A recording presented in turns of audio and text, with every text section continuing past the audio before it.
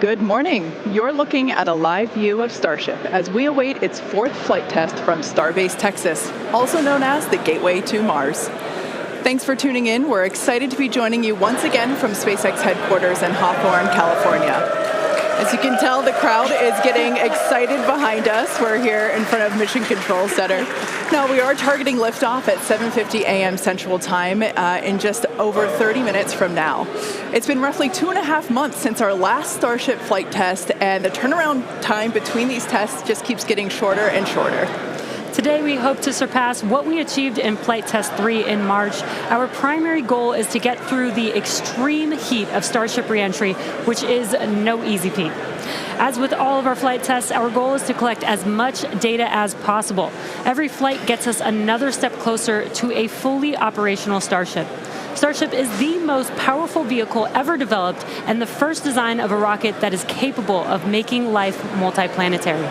Starship will allow us to land humans on the moon again after more than half a century, fly the heaviest payloads ever flown, and ultimately fly humans further into space than ever before. Getting there will require us to fly frequently, which is why we're producing so fast. We already have hardware built and are preparing for our next several flights. But the most important thing about Starship is that it's designed to be fully and rapidly reusable, and of course, reliable. We've been designing from day one to realize a vision of having an entire city of people on Mars, something we know will take launching millions of pounds of cargo and equipment into space spread across thousands of launches. The faster we can learn now, the faster we can improve and evolve Starship to achieve this vision. And that brings us to today's flight test, the fourth of many that will get us one step closer to Mars. But before we dive into the details of today's test, let's do a quick rewind and talk about our last integrated flight test, Flight 3. On March 14th, Starship successfully lifted off at 8:25 a.m. Central Time from Starbase, Texas. It cleared the launch tower and went on to accomplish several major milestones and firsts.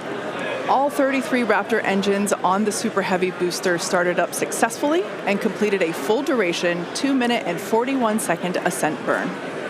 Then we saw our second ever hot stage separation, powering down all but 3 of Super Heavy's Raptor engines and then igniting the ship's 6 Raptors to create separation. Next, Super Heavy completed its flip maneuver and ignited the 13 center engines for the boost back burn to send it towards its splashdown point in the Gulf of Mexico. All 13 engines ran successfully until 6 engines began shutting down, triggering an early end to the boost back.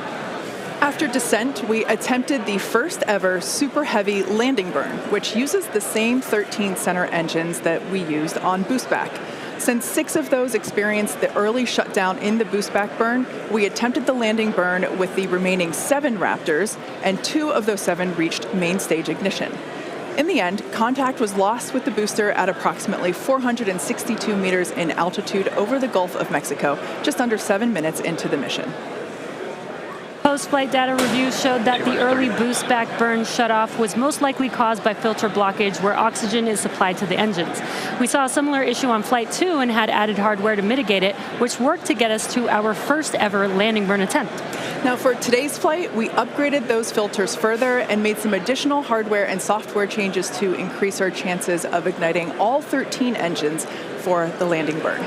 Now turning back to the Flight 3 ship, we saw all 6 Raptor engines start successfully and powered the vehicle to space, marking the first time we completed its full ascent burn. While coasting, we completed some additional objectives, including the opening and closing of the payload door. We also transferred propellant between tanks inside the ship, which is a key test as we prepare for full ship-to-ship prop transfers in the future. Once we were into our coast, though, the ship gradually lost the ability to control its attitude or orientation, which is done with smaller thrusters around the spacecraft. As a result, the vehicle experienced some unplanned rolling. It still flew on the planned trajectory, but losing attitude control triggered the flight computer to skip a planned relight of a single Raptor engine while on orbit. And then the moment that we all had been looking forward to for so long, as you can see here, the ship's re-entry from space. This was the first time that we were able to get real live flight data on things like heating and vehicle control during hypersonic re-entry, of which we will talk more about later. Not having attitude control meant both protected and unprotected areas saw heating much higher than anticipated. But we were able to get live, high-definition views and real-time data during entry thanks to Starlink terminals on the ship, which itself was a widely successful test. This gave us confidence that we'll continue to get unparalleled insight into the ship's re-entry in order to rapidly improve. And as they say, all good things must come to an end. And for Flight 3, this occurred when contact with the ship was lost at approximately 65 kilometers in altitude, roughly 50 minutes into the mission. After reviewing data from the flight, we found the most likely cause of the unplanned rolling seen during the ship coast phase and re-entry phase was blockage of valves that help control the smaller attitude control thrusters. We upgraded these to make them more resilient and added some additional thrusters for redundancy. Overall, we learned a tremendous amount from that last flight, and capping it off with those re-entry views was truly an exciting end to the mission. Incredible. So back to today's test. Today's mission profile is similar to Flight 3, but we have new test objectives, the first of which is getting through the extreme heat of re-entry. About 27 minutes from now, Super Heavy will ignite its 33 Raptor engines and lift off from Starbase. A little more than 2.5 minutes into flight, the Super Heavy booster will separate from the ship in a hot stage separation, meaning that it'll light its engines while still attached to a partially lit booster. The booster will perform a flip maneuver, followed by a boost back burn. About 2 seconds after that burn ends, we'll jettison the booster's hot stage. As it heads back to Earth, the booster will attempt a landing burn before splashing down into the Gulf. Meanwhile, the ship's engines will remain lit for just under 6 minutes during its ascent before shutting down for the coast phase. The ship will coast for about 40 minutes or so, reaching a peak altitude of 214 kilometers. And after its coast phase, the ship will attempt a controlled re-entry, including a flip maneuver and a landing burn, before splashing down in the Indian Ocean. Now, we say attempting because, again, this is a test, and nothing is guaranteed. As we mentioned earlier, the booster and the ship have to contend with some extreme conditions on re-entry.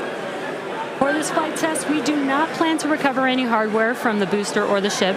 With the exception of Falcon, this is no different than what happens to most rockets flying today that are expended or fall into the ocean after completing their mission. Eventually, we will land and recover Starship boosters and ships, as we do today with Falcon 9 and Falcon Heavy boosters. And in fact, we've landed 316 Falcon boosters to date. Even though recovery is not planned, the telemetry and data we receive all the way to the end is what we're looking for, which will help us continue to build a rapidly reusable Starship for the future.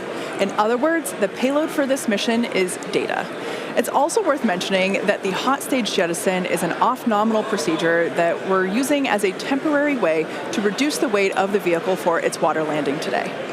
Yeah, exactly. Future designs give Super Heavy boosters a lighter weight integrated hot stage intended for full reusability, which will mitigate the need to jettison the hot stage. Okay, so now that we have a handle on today's flight test, let's check in with Dan. Dan, how's it going? Hey, Jesse, and welcome everybody back to Starbase for yet another Starship launch. I'm coming to you live from the Raptor's nest behind the Mega Bay. I'm here with our Pad Red team and some of our flight controllers this morning. Everything has been going really smooth. We did have the Red team going a little bit earlier to fix a ground side issue, but that was taken care of. That's why we slid a little bit later into our window.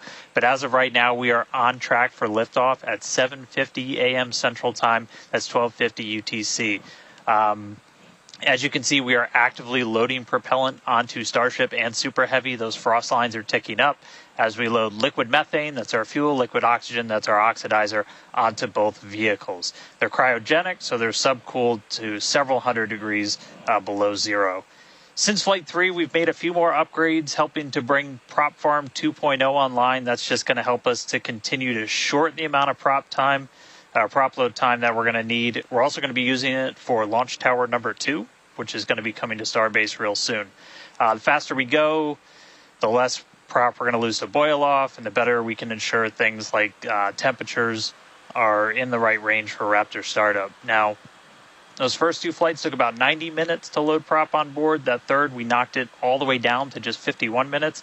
We're aiming for about 46 minutes of prop load time for today's op, eventually hoping to get that down all the way to 40, which for some context, that's just 5 minutes more than we take to load Falcon 9, but we're doing it with 10 times the amount. So this morning, ship prop load started at T-minus 50 minutes, booster at T-minus 43 minutes.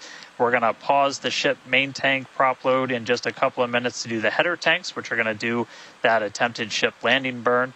We expect the ship to close out all of its prop at about 3 minutes and 20 seconds before liftoff, and then booster at about 2:50. Now, our final countdown sequence is going to look very familiar. It's going to be the exact same as it was on flights 2 and 3. So we'll light those engines, and then about 4 seconds later, we will actually see it lift off. But I mean, right now, we are just under 23 minutes away from launch. We're not working any issues either with the vehicle, the range. Weather is 95% go, so not dealing with any winds or weather issues today. If we do have to scrub, our next attempt would probably be about 48 hours from now. It's all going to be driven by commodities and just how far we get into the count. But everything looking good for liftoff just about 22 and a half minutes from now. I'll check back in with you guys in a few minutes, and I'll send it back over to Kate and Jesse. Excellent. Thanks, Dan. Flight tests like today are the fastest possible route for us to dramatically improve Starship's capabilities. The Starship flying today has already seen a number of changes based on what we learned from Flight Test 3 in March, which was only 2.5 months ago. Development moves really fast here at SpaceX. Let's take a closer look at the iteration of the vehicle flying today. Starship is comprised of two elements, the ship, which has 6 Raptor engines, and the Super Heavy booster, which has 33 Raptor engines. The current iteration of Starship is essentially an experimental vehicle flying for development. Starship 2 will be capable of carrying more than 100 tons to orbit, and Starship 3 will be able to handle more than 200 tons to orbit. Compared to Saturn V, the rocket that first took astronauts to the moon, Starship has more than twice the thrust. And with a few planned upgrades, Starship will have 3 times the thrust of Saturn V, plus the added benefit of full reusability. The amount of mass that we're able to launch per rocket is crucial to creating a self-sustaining city on Mars. Now, to get a sense of how big Starship is, let's start with the average-sized human, which is about 2 meters high. And towering over our average human is the length of the Millennium Falcon, which comes in at 35 meters. Our Falcon 9 rocket with the payload fairing attached is double the size of the Millennium Falcon at 70 meters, and nearly twice the size of that is the fully integrated Starship at 121 meters tall. The ship is about 50 meters tall, and the Super Heavy booster alone stands 71 meters. Eventually, the ship and booster will get even taller. Starship's first stage has a diameter roughly 2.5 times that of Falcon 9, and with 33 much larger Raptor engines, as you see there. I love this view because we don't have this view on our Falcon missions. This is looking up under the Super Heavy booster. Now, moving up the rocket, the ship features 6 Raptors, 3 sea-level engines and 3 vacuum engines, which, as the name suggests, are optimized to operate in the vacuum of space. And Starship is designed for vertical takeoff and landing on any hard surface. The ship is also outfitted with 4 flaps to help aerodynamically control the vehicle's attitude during atmospheric flight and enable a precise landing. And in between the first and second stages is our hot stage, our newest separation technique, which we saw in action during flight tests 2 and 3. The body of Starship is wrapped in a heat shield made up of 18,000 hexagonal ceramic tiles designed to insulate the vehicle during atmospheric entry, where temperatures can be as high as 2,600 degrees Fahrenheit or over 1,400 degrees Celsius. Speaking of those heat shield tiles, re-entry was a pretty exciting first for our team, and Starlink allowed us to gather critical data about this stage of flight. Reusability significantly reduces the cost of space travel, and it's the key to making humans a multi-planet species. Starship is designed for rapid reusability, which means the booster and the ship need to re-enter Earth's atmosphere and land back precisely at the launch site. With each flight test, we gather more and more data to help hone Starship's re-entry capabilities. The more information we have from each flight, the quicker Starship development can proceed.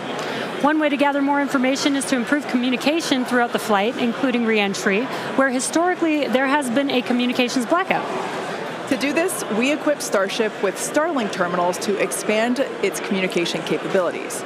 The Starlink terminals are those 4 black squares that you see there on top of the ship. Starlink is the world's largest constellation of highly advanced satellites operating in a low orbit around the Earth, providing high-speed internet on Earth and now in space. Starship is designed to have a large surface area to create considerable drag during re-entry. Traveling at about 27,000 kilometers per hour or almost 17,000 miles per hour, Starship compresses the air in front of it, causing the temperature of the air to rise and ionize, turning it into plasma. This plasma layer interferes with communications by absorbing and reflecting radio waves, leading to the communications blackout we've seen historically with spacecraft during atmospheric reentry. With Starship, most of that plasma is built up around the front and sides of the vehicle, leaving an opening downstream where we're able to point our Starlink terminals. And with Starlink also operating at a higher frequency than traditional space-based communications, we're able to power through any residual plasma to provide real-time video and data at high speeds back to the ground. Super cool. We actually got to see this in action on Starship's last test, Flight 3, which had the first ever live HD video of a spaceship re-entering the atmosphere. SpaceX engineers were able to gather data on the performance of Starship as it re-entered the atmosphere and watched the heat shield in action. Now, the physics of re-entry are extremely hard to replicate perfectly on the ground, so access to this data is an invaluable tool for rapid iteration. In fact, one cool observation from that Flight 3 was seeing how shockwaves form at different parts of the vehicle and how they interact to put pressure on the ship, especially the flaps. This is really valuable for Starship since no spacecraft has ever flown with 4 movable flaps like what we use for aerodynamic control. Starship's greatest strength will be rapid and reliable reusability, and Starlink has become a critical tool to make that a reality. Over the next few flights, we'll continue to improve the Starlink performance on Starship, eventually enabling more views and enabling more data to be transmitted in real time. And we'll keep experimenting during entry. You might have noticed a few tiles missing or looking different near the bottom of Starship. We intentionally placed 1 thin tile and removed 2 tiles completely. In their place, we now have sensors to see how hot things get without the tiles in those locations, while also testing some backup thermal protection options.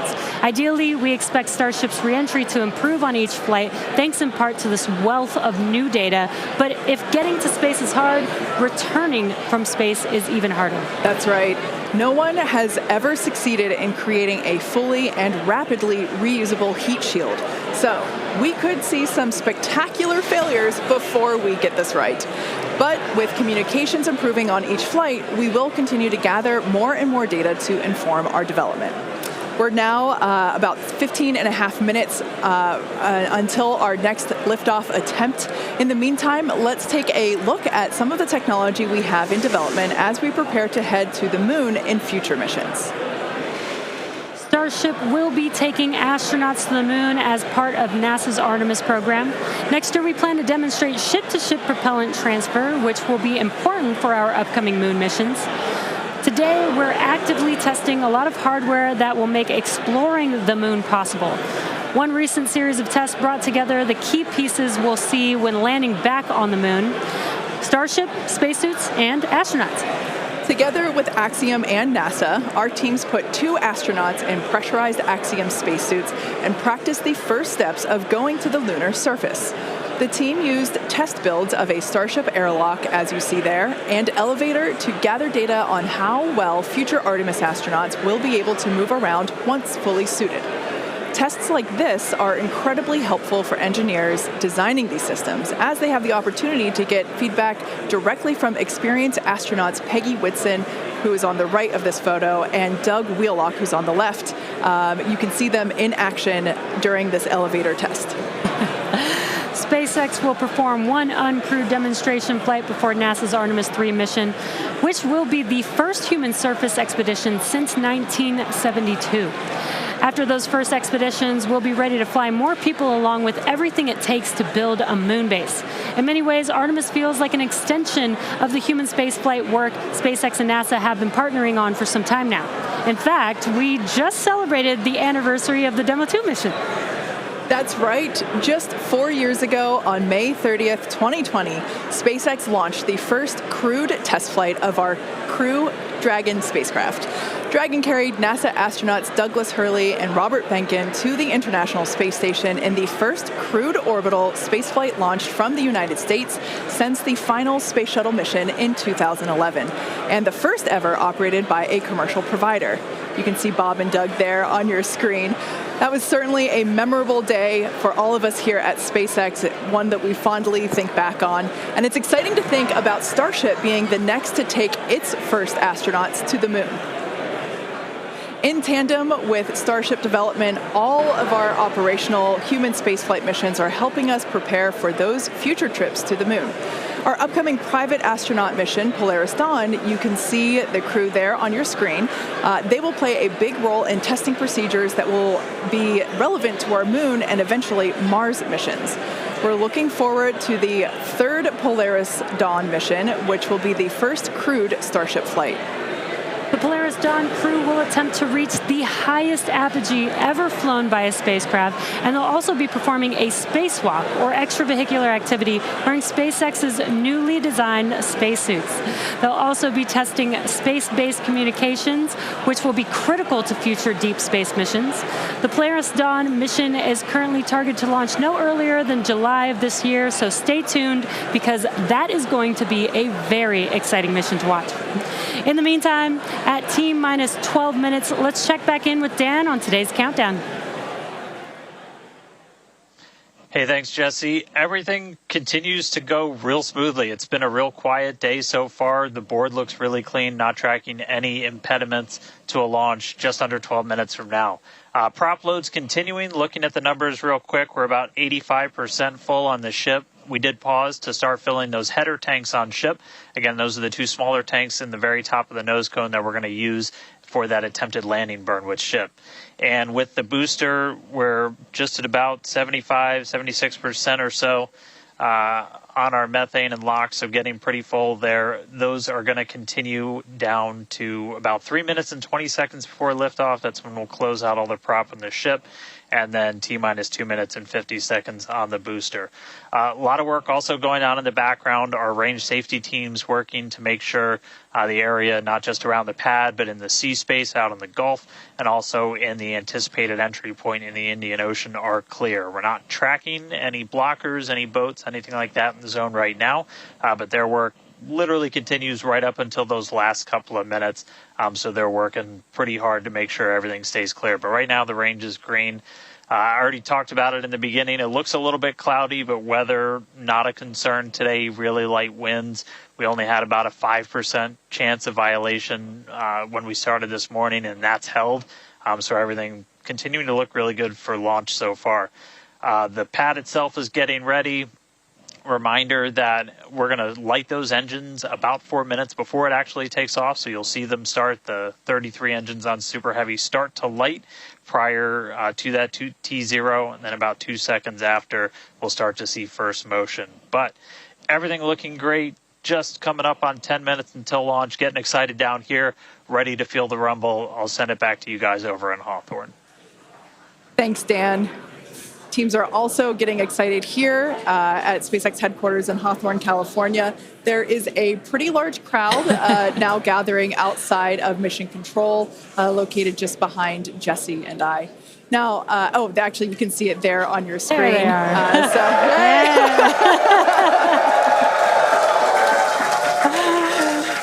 Everyone getting super pumped for our fourth flight test. Now, as a reminder on that note, today is just a test, the fourth of many future flight tests of Starship before it becomes fully operational. So whatever the outcome and however far we get, we can promise excitement. This rapid iterative development approach has been the basis for all of SpaceX's major innovative advancements, including Falcon, Dragon, and Starlink. Today, we've successfully landed Falcon 9 boosters 316 times, changing humanity's understanding of what's possible when it comes to rocket reusability. And even though we are not recovering the booster or ship today, test flights like these provide critical data through every phase of flight, which will get us closer and closer to full reusability, and we have a lot more tests planned for this year. When we start recovering Starship boosters, we'll want them to return to the launch site for a quicker turnaround, which you can see in this animation on your screen. And that's when the tower reveals its dual purpose. After launch, the arms or chopsticks on the tower will help guide the booster into position to ensure a precision landing. And our goal for the near future is to have 4 launch towers, 2 in Cape Canaveral in Florida, and they will look very similar to the ones that you see here in this animation. As we know, we find that our renderings tend to end up looking really similar to real life. So while this is a rendering, we do know we can look forward to this in the future. Like I said, we're going to have 2 at Cape Canaveral in Florida and 2 located at Starbase. Starbase will continue to be used for flight tests, and the towers at the Cape will come online as we prepare to fly operational Starship missions. In fact, we recently upgraded the actuators in the chopsticks, which are responsible for swinging those arms in for a catch. And we'll be testing an operational step on this flight by moving the chopsticks to the catch position immediately after Starship flies away. That's going to be really incredible to see. As we mentioned, we have a lot more tests planned for this year, so we need a lot more hardware. Today we have ships and Super Heavy boosters built and either ready to launch or in testing for the next several flights, with more coming off of the production line as SpaceX's Star Factory continues to grow. The latest phase of the factory currently under construction will come online this summer, giving us several 100,000 more square feet of space. Yeah, when you step into this factory, it is truly inspirational. My heart jumps out of my chest every time I'm there. Now, this will enable us to increase our production rate significantly as we build toward our long-term goal of producing 1 ship per day. And coming off the production line soon, Starship version 2. Now, with all that being said, let's check back in with Dan for the latest as we head into the terminal count. Hey, thanks, Kate. Everything still looks great. We're getting ready to launch. We are just under 6.5 minutes away. You can see when we throw up the graphics for prop load that we're almost closed out. Ship more than 90% full. Those header tanks are done. And then the boosters coming up on 90% real soon. So we're going to see those close out in the next couple of minutes. Ship's going to end at about 3 minutes and 20 seconds. It'll be fully loaded.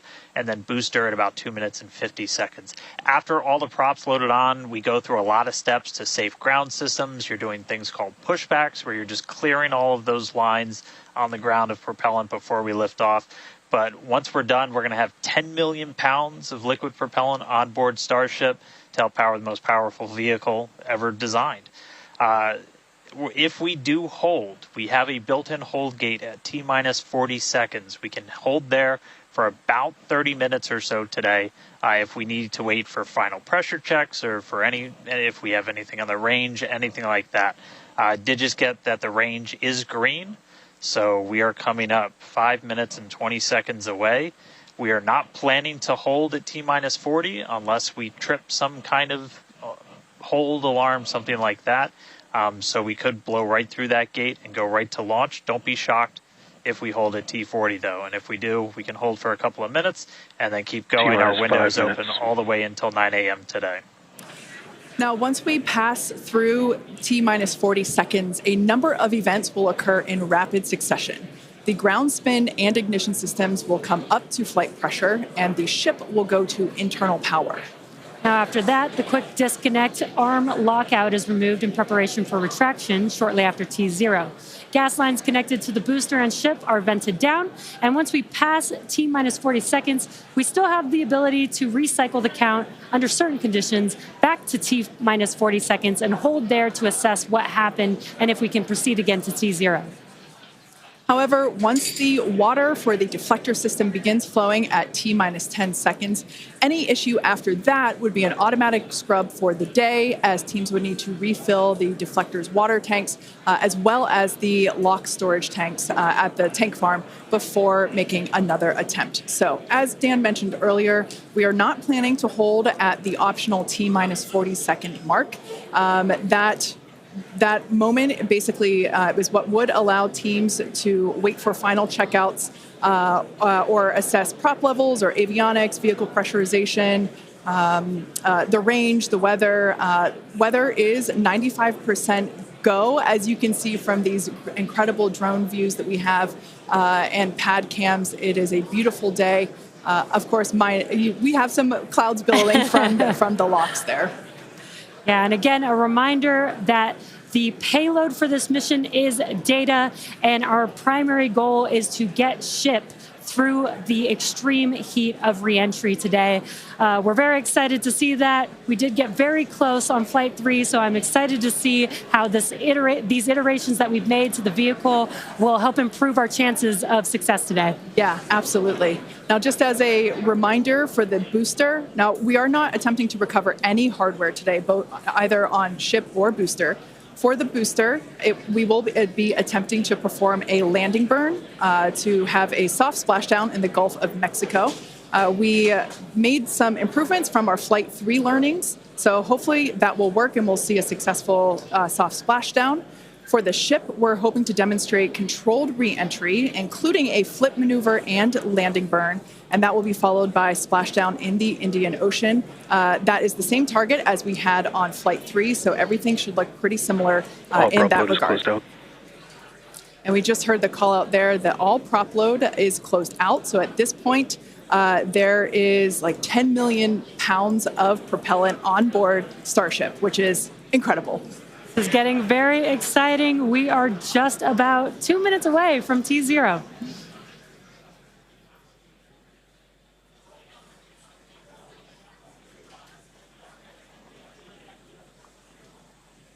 And as Jesse just said, we are under 2 minutes away. So prop load is complete. All the fill drain lines into ship and booster have closed. Right now we're doing the pushback, so clearing out all those ground lines of propellant, and that'll be completed over the next couple of seconds. We're coming up on that T-minus 40 mark. Again, not planning to hold. If we do, or if we get a hold after we pass it, we can snap back to that T-minus 40, and then we can stay there for about 30 minutes or so if any other issues crop up. Once we pass T-minus 40, a lot of things happen, both on the vehicle and the ground. It's running a lot of its own self-checkouts, venting different tanks and pressure lines throughout the vehicle. We essentially built that 40 seconds as that's about how much time it takes for the vehicle to take all of those actions, which is why we hold there. But all of that happens automated. You do a final checkout of the TVC, the thrust vector control, how we're going to steer. And then we see liftoff. So we're under a minute away.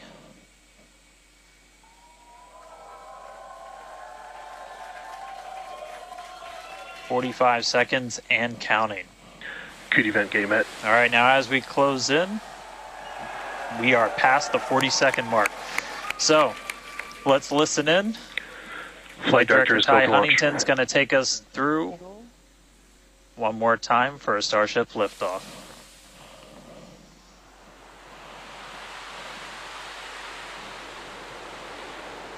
T-minus 15.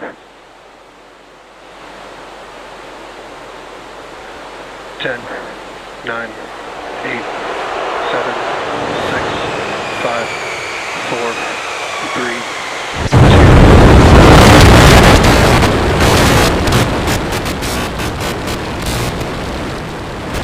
We have liftoff.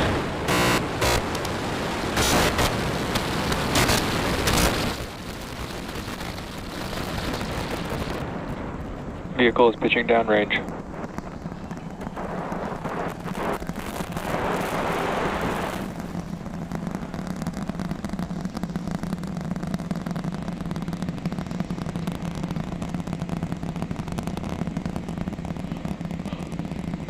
All right, 30 seconds into flight. The rumbles are still building here in the Raptor's nest.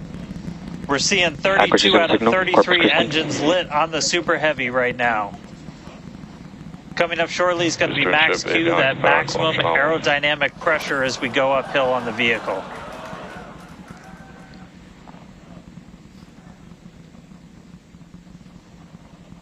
Max Q.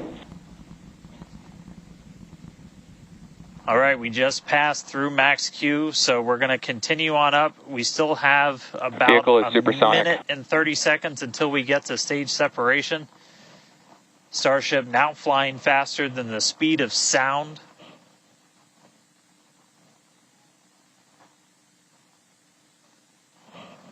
All right, so you got a couple of views. You got some ground trackers in your top camera there. You're looking down from the top of the booster in the bottom left, and then a camera in the top flap of the ship looking back in the bottom right, so getting a couple of different looks as Starship heads uphill. Once we get the hot staging, a lot of things happen all at once simultaneously.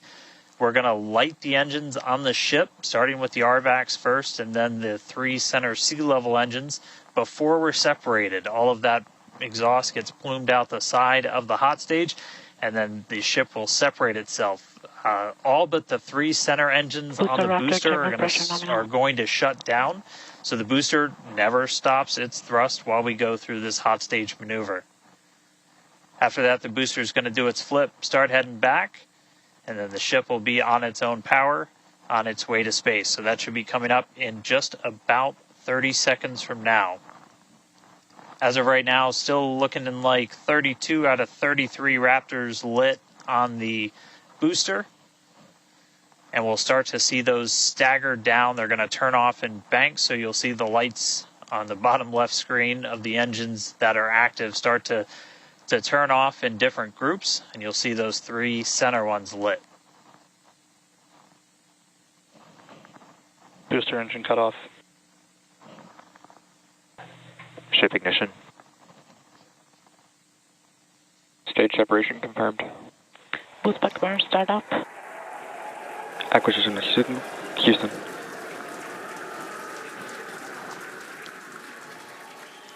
Hot stage confirmed. Ship under its own power. Booster boosting back. Looks like all 13 are lit. Kate, we got a booster on the way back to the Gulf and a ship on the way to space. Acquisition signal, Stennis. Ship chamber pressures are nominal. Ship power and telemetry nominal. All right, the first stage currently performing the boost back burn. This is expected to last a little over 1 minute. This propels the booster back toward the coast, taking it to a landing in the waters of the Gulf of Mexico. As you can see on your screen in the bottom left-hand corner, we were only using the 13 center engines from here on. Boost back burn shut down. Heard confirmation there of good boost back burn shutdown. H2 tank pressures are nominal.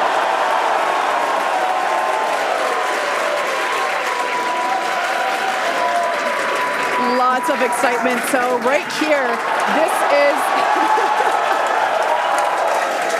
this is our view of the jettisoned hot stage. As we mentioned, this is a temporary fix to help reduce the weight of the booster, the Super Heavy booster. Future iterations will have a lighter weight integrated hot stage structure that won't need to be jettisoned.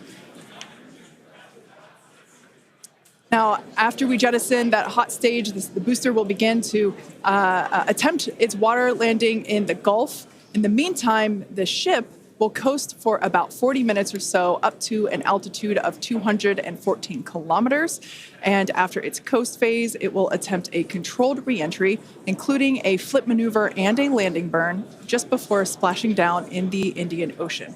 But as a reminder, we are not attempting... Trajectory nominal. Good news there. Trajectory is looking good for the ship, which is on the right-hand side of your screen.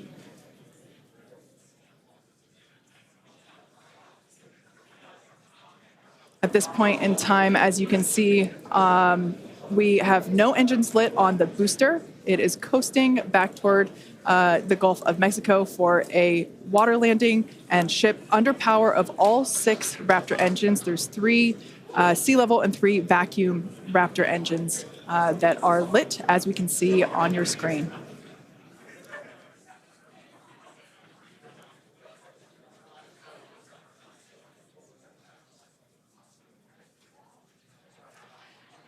These views have been looking incredible. Super Heavy has been performing beautifully today. And you can hear the crowd is very excited about it. As a reminder, for Booster, the primary goal today is to do a landing burn and a splashdown in the water. And we are just about 30 seconds away from that landing burn expecting to begin. And an incredible view from the forward portion of the booster. This is basically on top of the Super Heavy booster where we have jettisoned that hot stage. So now we can see this incredible view of Earth as it's making its way back down to the Gulf of Mexico. Right now, the booster is using the 4 hypersonic grid fins to guide itself through atmospheric re-entry. And we are expecting that landing burn here.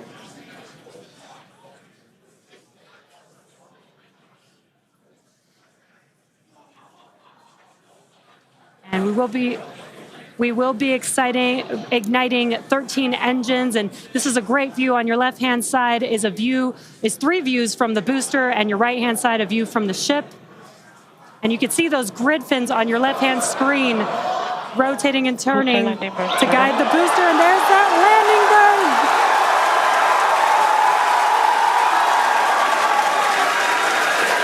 That landing burn just begun, and you can see the water below.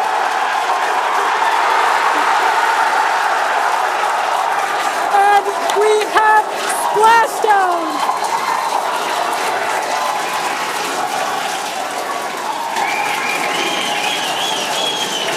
What an incredible sight! Congratulations to the SpaceX team! Ship has entered terminal guidance. That was absolutely incredible. The first successful splashdown of the Super Heavy booster. Loved seeing it just tip over into the water before losing that footage. Now the next milestone is coming up in about under a minute. The ship is going to shut off its Raptor engines, Ship engine cut off. Which we see right there. As we mentioned before, today's test flight is not an orbital flight, but rather one that demonstrates the Starship's orbital capability.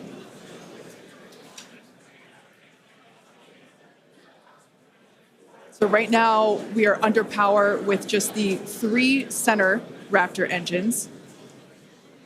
Expecting those, and just there we could see that those have also successfully cut off.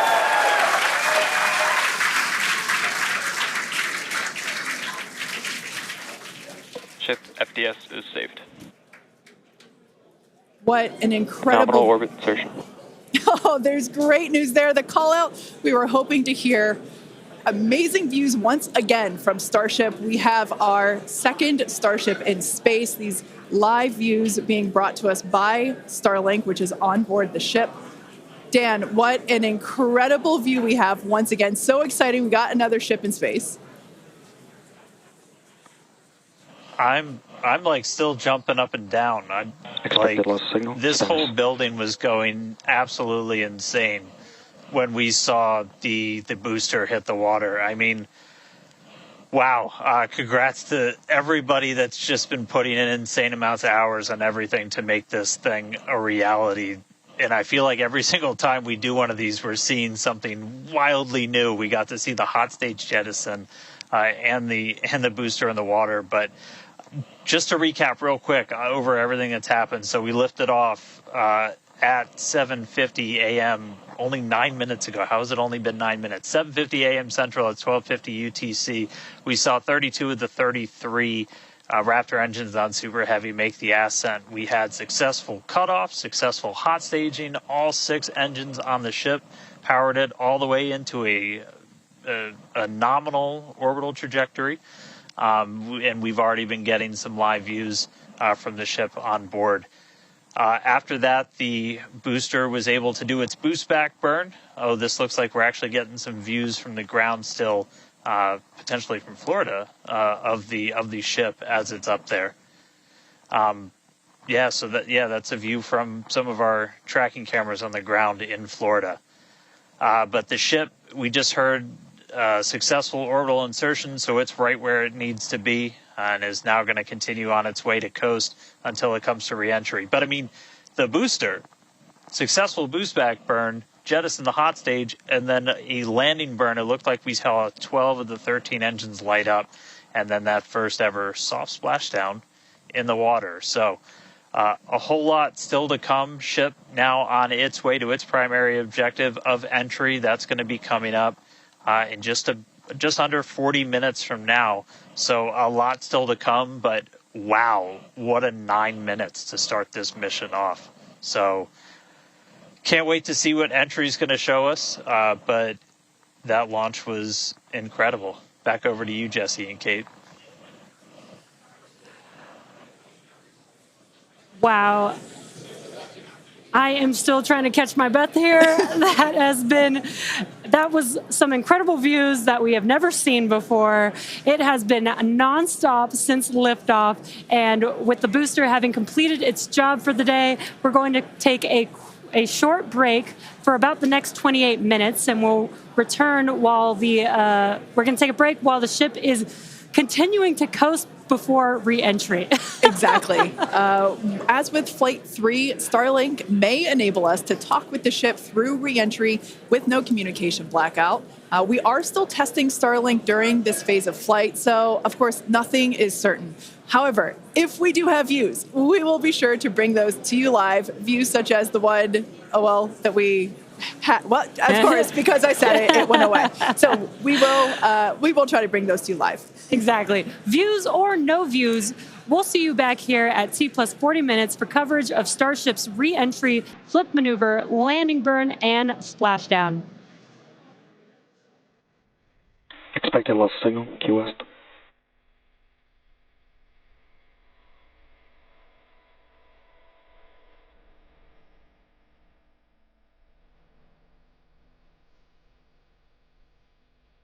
Expected loss signal, Cape Canaveral.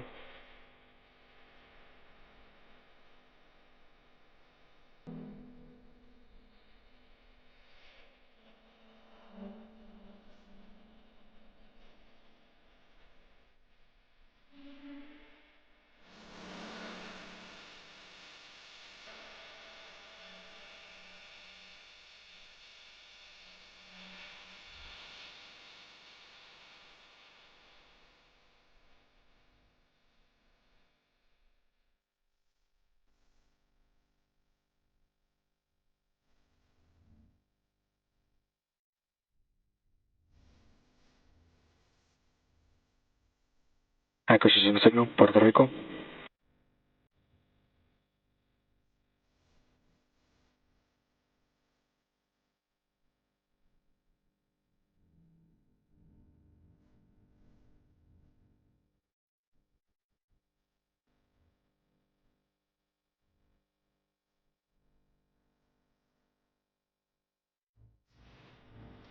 RVAC pre-valves are open.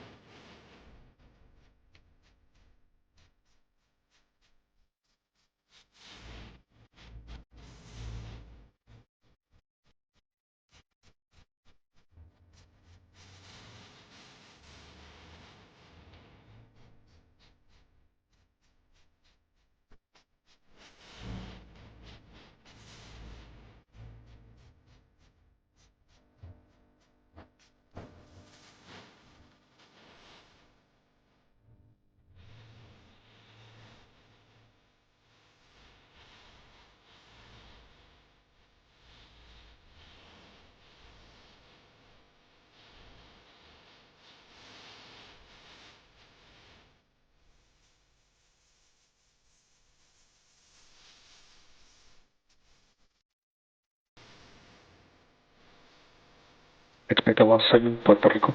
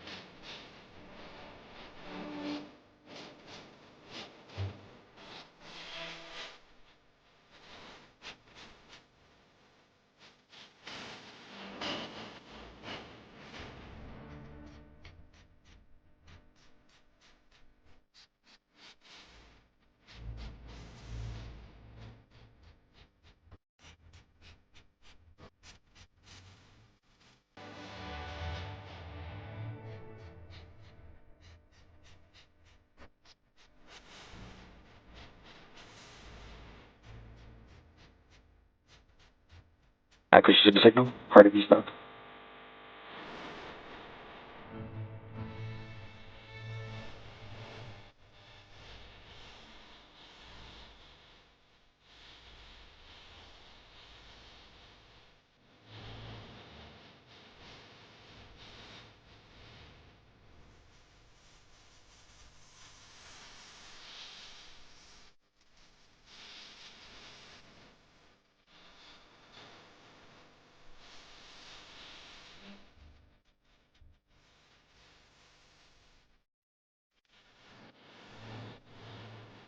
Starship is slowing to enter attitude.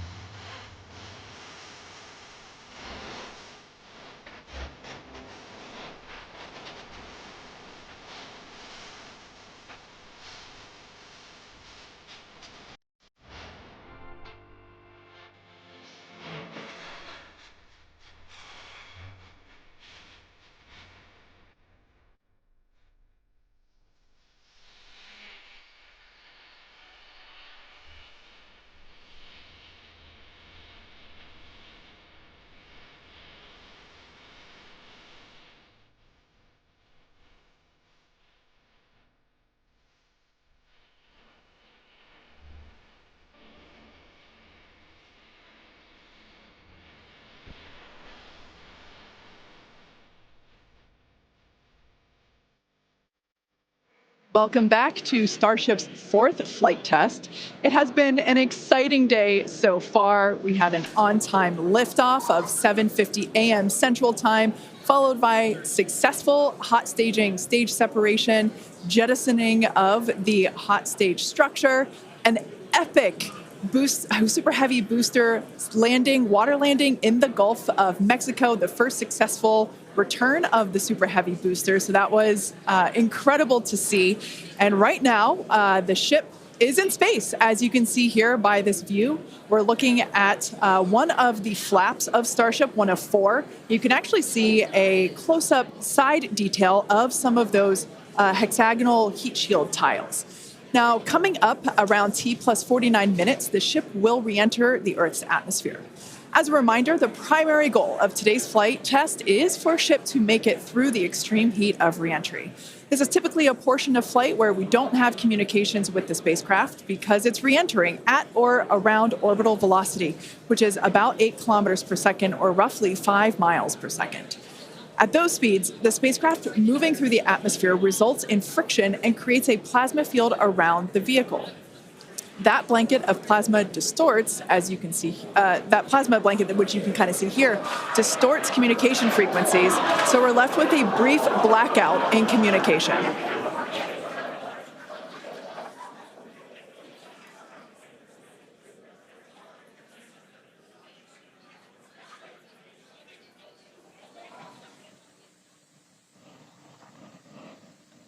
Yeah, that's right, Kate. And Starlink's what's really allowing us to capture as much data as possible, especially through this reentry. Updated animation, landing burn. I hope we get to see it for real today. But these live views that we're getting now and we're going to continue to get are through Starlink. That's going to allow us to get as much data as possible, which we've said it before. We're going to say it 9,000 times. The data is the payload on these flights. So as much as we can learn, that's just going to pay dividends on all of our future flights and help us get Starship to an operational phase. Re-entry, obviously a really critical phase of the flight, and it's the one that we're now most focused on cracking to get us closer to that full reusability. Starlink is going to be able to send us data back all the way through re-entry. We've done some additional testing, and we're expecting to be able to get data from Starlink thanks to its high frequency and kind of the orientation and everything of Starship all the way through re-entry. And then got a new view here. We have two external views. We had this one on flight 3. We've got two for this one. And we're going to continue adding views as we continue to evolve Starship. Again, this is an experimental vehicle. Believe me, I want as many camera views as you all do. So huge shout out to the AVI and the software teams and everybody that's been working with us. We're getting more cameras on Starship. Not just because it looks cool, but this provides an incredible insight into re-entry, which is, historically a really tough window to look through. Approaching entry interface. The physics of re-entry are insanely intense. One of my favorite NASA astronauts, Victor Glover, recently described it as with the forces and the flows and the temperatures, it's like pointing at a raging river in one spot and saying, tell me exactly what's happening right there. And that's what a ship is experiencing as it goes through, as it's moving through the atmosphere at, more than 5 miles a second and heating up to thousands of degrees. So just having visual representation, just being able to see what's happening is incredibly valuable. So these views are going to be through Starlink. We've got this one. This is in one of the forward flaps looking back. So if you see it rotating around, that's because, again, it's embedded in one of those forward flaps. So as we get through and we start to build up density in the atmosphere, this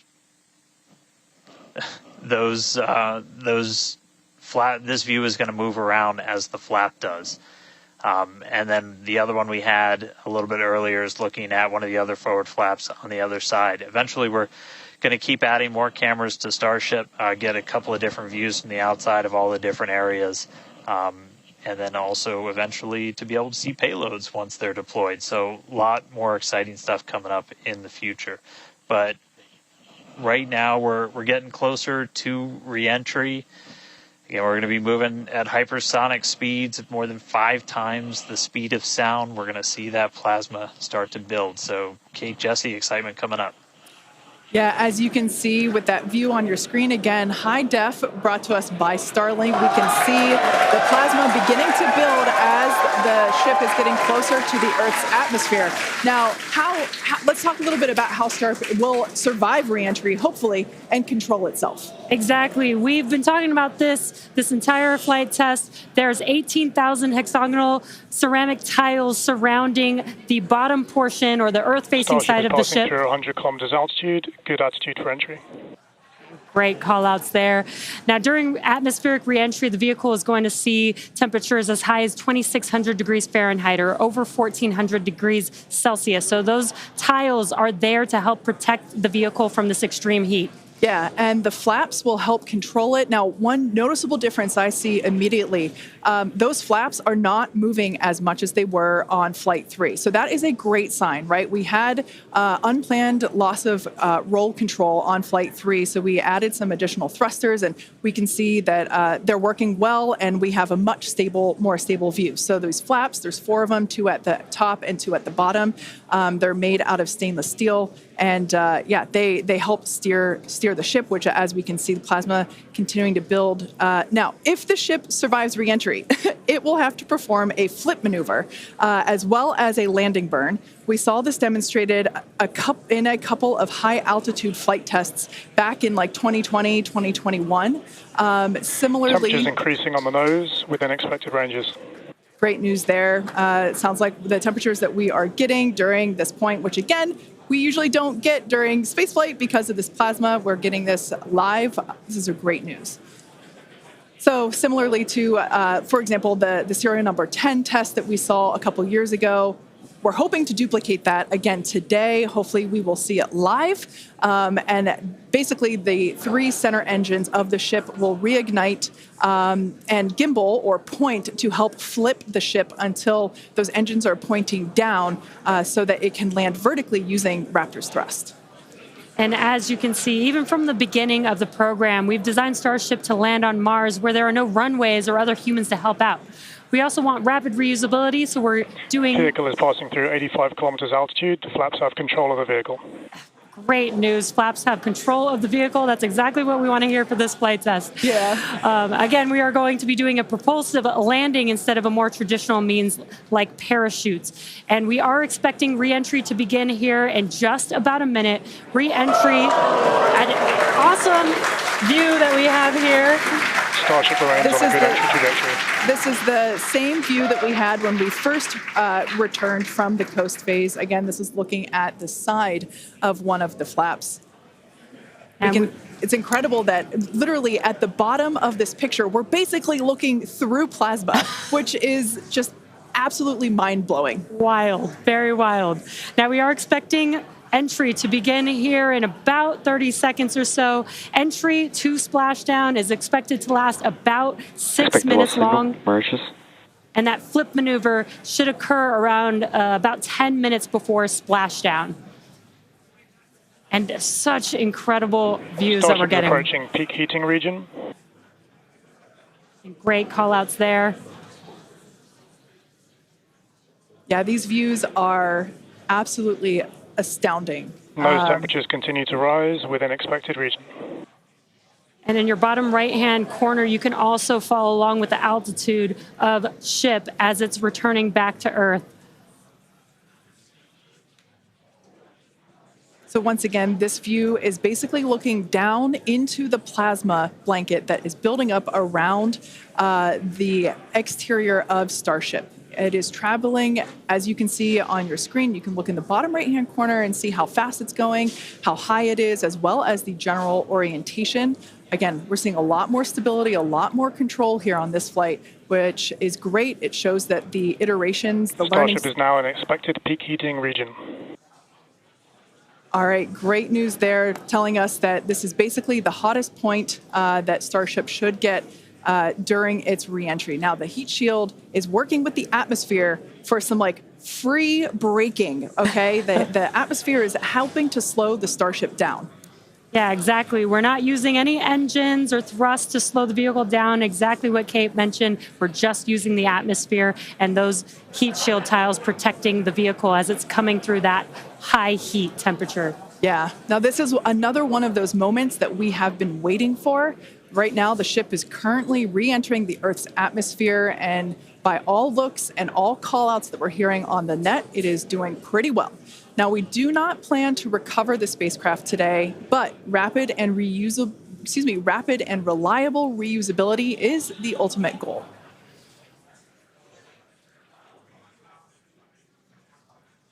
And just pausing to just take in this incredible new and different view that we're seeing. We did get a similar view in Flight 3, but again, the vehicle did lose a little bit of its control, attitude control, and this is a very stable view. This is great. This is exactly what we want, and we are hearing that we're getting expected call-outs. Absolutely. Starship is seeing half a G of acceleration, remains on a good entry trajectory. You know, it's incredible to look at this photo and wonder, wait, is it real? Is it frozen? You know, we can see so I was just going to say Those temperatures have stopped increasing. Oh, that is great news.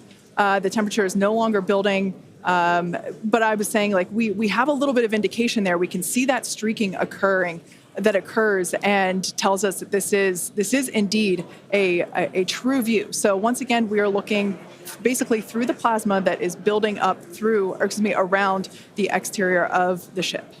And I still cannot get over that we are getting a live view of re-entry right now, live on your screen. Again, we've said this over and over, but all thanks to Starlink. We are able to use Starlink in space, which we're getting this incredible data. And not only just the data from the sensors, but getting live imagery of what is actually happening, which is great, which we've never been able to do live before. Right. Now, just a quick future outlook here. So in about, at T plus about 1 hour and 2 minutes, we should hear a call out for entry transonic. That means that the ship is going near the speed of sound. And then about a minute after that, we'll hear another call out saying entry subsonic, meaning that the ship is going below the speed of sound. So these are all continued indications that the atmosphere, right, as the ship comes back down, it is getting through the more dense part of the atmosphere, and that atmosphere is helping to push against the vehicle, and those heat shields are protecting the vehicle during this high heat period.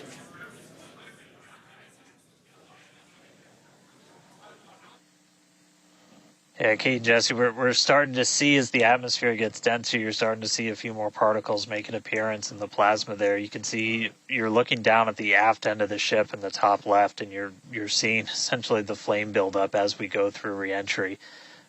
You've been hearing the call-outs. They're tracking things like temperatures in the nose cone, and those were right where we modeled them to be, which is really cool to see and to see in real time.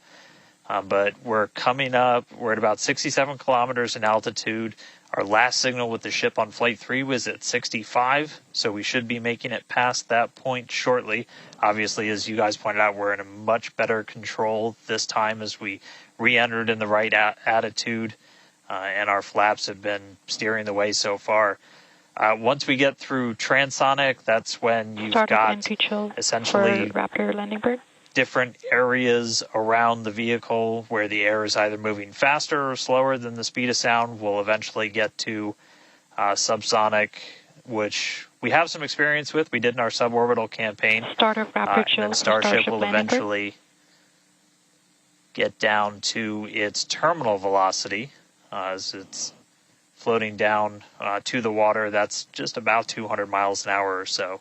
We are hearing that we're starting to chill some of the engines as we are, if we make it all the way down to the water, still going to attempt a landing burn, but still a ways to go. We're at about 64 kilometers in altitude right now. We made it through what's expected to be the peak heating, but now we're going to start encountering increased pressures as the atmosphere gets thicker and thicker. So we're at 63 kilometers, so we've already made it farther. than we did on our last flight when that last signal was coming at 65 kilometers. So again, what we're really looking at here is the performance of the heat shield, of the flaps, of the seals in the flaps. There's just a whole bunch of different areas that we're keeping a really close eye on as we re-enter.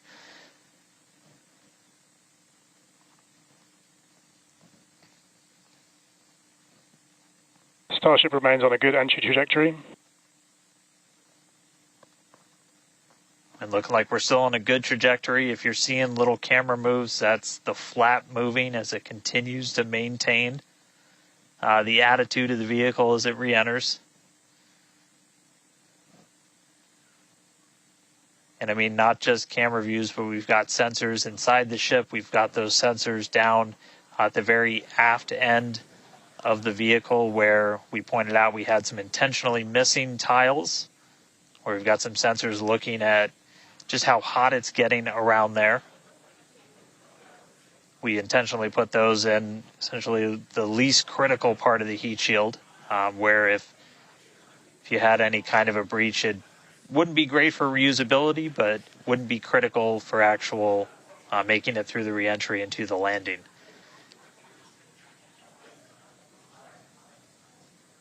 "58 kilometers, we're continuing to descend. Again, right now we are over the Indian Ocean. We're actually getting closer and closer to that expected splashdown point, which is just to the off the northwest corner of Australia.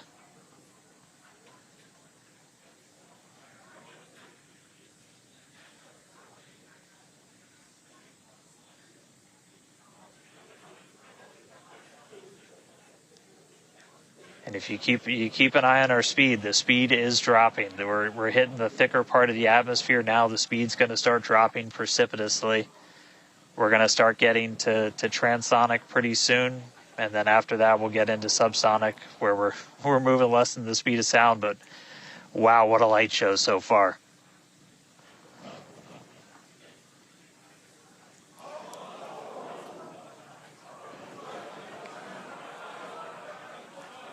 External temperatures are starting to come down. Again, this camera view is looking right at one of the forward flaps. And we're strategically putting some cameras around the vehicle to just look at the different areas that looks like we got the flap starting to come apart a little. Yeah, it does appear that we have a little bit of burn through there. We can see pieces of the vehicle flying off. What a show it has been. It's been like watching Interstellar or something. This is wild to see this, but the ship is still coming down, which is incredible to see. How far can it go? That is the question. Keep your eye on the altitude in the bottom right-hand corner. We're at 54 kilometers right now. Now, ultimately, the data is the payload today. We've been saying it multiple times. Our teams are sitting, reviewing this data live, learning where the hot spots are. As you can see, there's an obvious hot spot there with the flap, and learning how we can improve this design. The goal was to get as far through this high heat re-entry as possible. Ideally, we'd love to make it all the way down and perform that landing burn and flip maneuver, but we may not get that far today. We will see. Again, this is a test, and we are gathering as much data as possible, visual data as well, which we can see here. We are getting a lot of debris covering the camera on your screen, but we can still see some of those sparks and flames from that high heat as ship is making its way back down to Earth. Ship now at 50 kilometers and closing. The good news is we still got, looks like that camera lens just cracked. It's safe to say ship's getting a little beat up, but that's to be expected on a test flight. We are still learning how to improve the ship for total survival and recovery of the high heat reentry. I'm honestly impressed that we're still getting this live view despite how much debris is coming off of this flap right now. The fact that we've got it is good news. And I may have jinxed it. I apologize. Look at that, it's back. We are still going. And the teams here at SpaceX are excited, as you can tell by the cheering behind us. There's still a sizable crowd here at Mission Control Center Hawthorne. A splashdown is expected in just about 4 minutes from now. And we're still moving. We still have live views. Starlink is doing an incredible job. Maximum entry dynamic pressure. External temperatures are dropping. Okay, good news, those external pressures are dropping. The question is, how much of the ship is left? We can't really tell. We can still see some of that particulate coming off. And unfortunately, we do have a cracked camera lens. But for any photographers out there and videographers, we know that's part of the gig sometimes. Yeah, and you can see that the speed is rapidly slowing down. That's actually really great news for us. We want the vehicle to be slowing down before it splashes down into the ocean. That'll help set us up for that flip maneuver, engines first down into the water. Exactly. So we have seen this flip maneuver demonstrated on previous high altitude flight tests like serial number 8. Oh, more views. Or excuse, I should say, more light coming through the view that we have through that cracked and dirtied lens there. But yeah, so we're hoping that this flip maneuver, that we can pull it off as soon as we get those views back. If we can get them, if the ship is still around, we will bring it back to you. Vehicle has passed maximum dynamic pressure. That is great news. Maximum dynamic pressure being the moment in which the vehicle experiences the greatest amount of aerodynamic pressure. Speed still dropping. We're now at 37 kilometers above the ocean. Just like Flight 3, we are targeting a splashdown in the water in the Indian Ocean. And we don't have a live view right now, but because we're still getting data and telemetry, that does tell us that ship is still doing okay, at least. And there we got that live view back. The crowd very excited to see that view, despite not being able to see very much. The fact that it's there tells us the ship is still alive. Yes, and collecting data, continuing to collect data as we get closer and closer to Earth. Yes, now 30 kilometers, now 29 above the Indian Starship is Ocean. at 30 kilometers altitude, Mach 2. Sounds like the vehicle's traveling, as we just heard, Mach 2, which is, looks like we might, I thought maybe it might clear up. It is a little bit, now at T plus 1 hour, 3 minutes and 13 seconds into Starship Flight 4, hoping that the ship can hang on. It's probably potentially hanging on by a couple of bolts and threads, but it's still going, and that is excellent news. That deceleration is looking incredible. We're about to go under 1,000 kilometers per hour. Yeah. Starship is at 20 kilometers altitude. Now, keep in mind that even though we can't see anything, the data itself is what we really are. Starship is subsonic. Subsonic, they're telling us it's traveling below the speed of sound.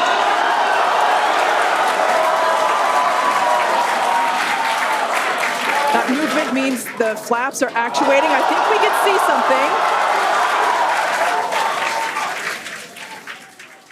something. This is a nail biter.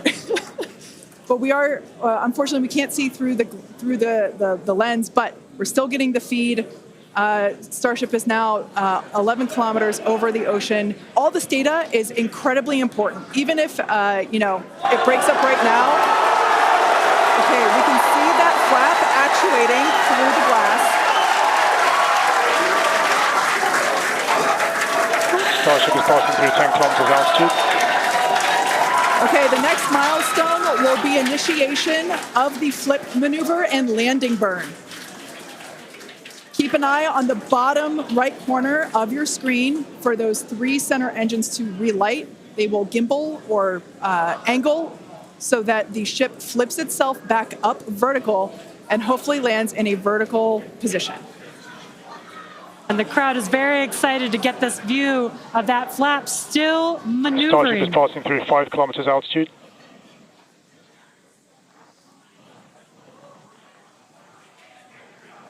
This is incredible. We're getting very close to splashdown. These fireflies are such a good sign of life right now. We wish we could see more, but we'll take it. Starship is at 2 kilometers altitude, terminal velocity.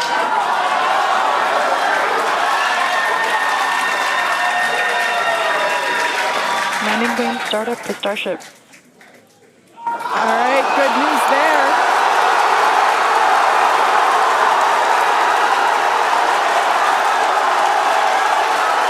Nominal chamber pressure for Landing Starship. bird startup.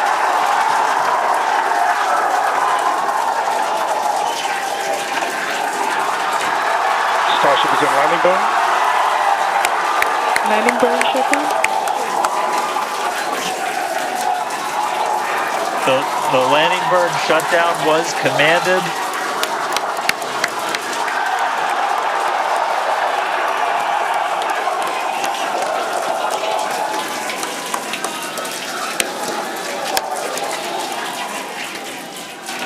Wow. I mean, it was a little bit of use your imagination as you were going down with what we could actually see, but we were able to hear the ship did its landing burn. It sounded Starship like we might have got shutdown. 2 engines. And there's the final call for landing burn shutdown, but we'll go back through all the data, but we did get confirmation that a landing burn took place. Starship made it through re-entry and did its first ever landing burn. From South Texas to the other side of the Earth, Starship is in the water. What a day. What a day, guys. Yeah, that was absolutely incredible. We got views pretty much the whole way down. Analysis said it could do it. We weren't sure if it was going to be able to happen, but Starlink powered through, and we were able to get signal. We started to get some debris on the cameras and everything, but we were able to see it. So, I mean, what a day.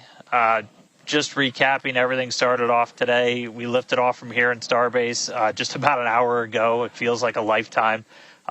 Successful super heavy ascent, boost back, and its own splashdown in the Gulf. Ship made it to space, kept its attitude. Successful re-entry through peak heating. We got to see it under flap control through the atmosphere, and we got call out of our first ever ship landing burn after launch into space. So, just really incredible. So I'm going to take some time to collect myself, but wow, that was incredible. I can't wait for the next one. Over to you guys. It was so loud here. I haven't heard the crowd get that loud probably since liftoff of Flight 1, honestly. That was incredible. Congratulations to our teammates, to everyone who supported the Starship program. Thanks to all of our future customers for your support. And we'd also like to thank the people of Cameron County, Texas, as well as the Coast Guard, the Federal Aviation Administration, and the government of Mexico. And since Starship got a little bit toasty from that extreme heat of reentry, and we've got our very own Starship right here, let's have a toast of our own. I've been waiting all morning for this. Okay, may I? Light me up. Yeah. Just like Starship, I like this toasty. I'm keeping this. Now, we've got more Starship test flights coming to you soon. Be sure to follow the SpaceX account on X for more updates from today's test flight and future Starship tests. Thanks for watching, and we will see you next time.